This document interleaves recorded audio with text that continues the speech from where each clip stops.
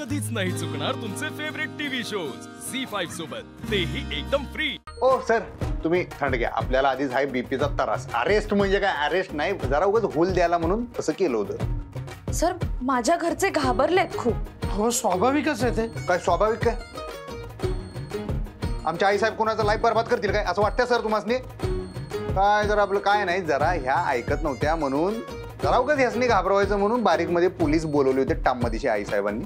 मग त्यांचा हेतू साध्य झाला। मीच नाही, माझ्या घरचे खूप घाबरले। म्हणजे मला मान्य आहे की आज मिताली शाळेत आली, तिचं लग्न होणार नाहीये, तिची शाळा परत सुरू होतीये। मला खरंच खूप बरं वाटलं की कोणीतरी तिला खूप छान बॅकिंग केलंय। पण हे सगळं जरी असलं ना सर, तरी माझ्या घरच्यांना मी इथे या शाळेत असणं आता सेफ वाटत नाहीये। शिक्षिका आहे हो मी, माझं काम शिकवणं आहे। काल मला अरेस्ट करायला पोलीस बोलावले होते, उद्या काही झालं तर खरंच अरेस्ट करतील। माझ्यामुळे माझ्या घरच्यांना किंवा शाळेत कुणालाही त्रास व्हावा असं मला वाटत नाही सर। खूप घाबरलेत माझ्या घरचे। अहो तुम्ही घरच्यासनी सांगितलं कशाला सगळं? म्हणजे मी घरी सगळं सांगते। या मग हे असंच होणार, घरची काळजी करत राहणार सर। म्हणजे काय खोटं बोलायचं मी त्यांच्याशी? खोटं नाही हो, तुम्ही जर त्यासनी सांगितलंच नाही का नाही, मग त्यासनी काळजीच वाटणार नाही ना, ह्यो मुद्दा आहे। अहो मला अरेस्ट झाली तर त्यांना कळणार नाही का? काळजी नाही वाटणार त्यांना? आम्ही साधी आणि छोटी माणसं, पोलीस म्हणजे खूप मोठी गोष्ट आहे आमच्यासाठी। मला एक लहान बहीण आहे, तिच्या आयुष्याशी मी अशी मस्करी नाही करू शकत। उद्या मला काही झालं तर तिचं लग्न होणार नाही सर। आधीच कालच्या पोलीस प्रकरणामुळे माझ्या घरचे खूप घाबरले, त्यांना खूप काळजी वाटते माझी। मी घरी येईपर्यंत त्यांच्या जीवात जीव नसतो सर। ते हे सगळं डिझर्व करत नाहीत। म्हणजे काय करत नाहीत? त्यांच्या वाट्याला हे सगळं यावं असं मला वाटत नाही। पण आता काय करणार मग तुम्ही?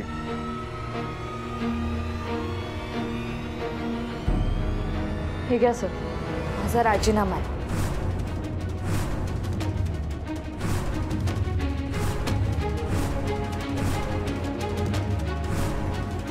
माझा राजीनामा मंजूर करा आणि मला मोकळं करा प्लीज। मी या शाळेत असणं माझ्या घरच्यांना सेफ वाटत नाही।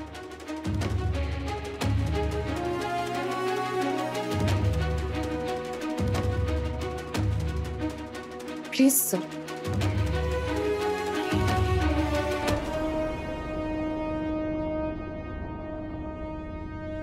सॉरी सर, तुम्ही मला काय विचारणार होतात?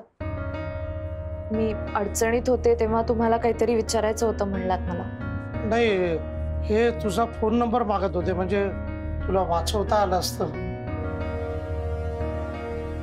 थँक्यू, पण आता त्याची वेळ येणार नाही, कारण मी या शाळेत कामच करणार नाही।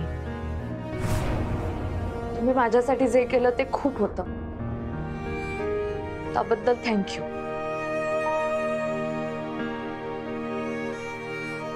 पण सर, माझा राजीनामा तुम्ही मंजूर करा प्लीज।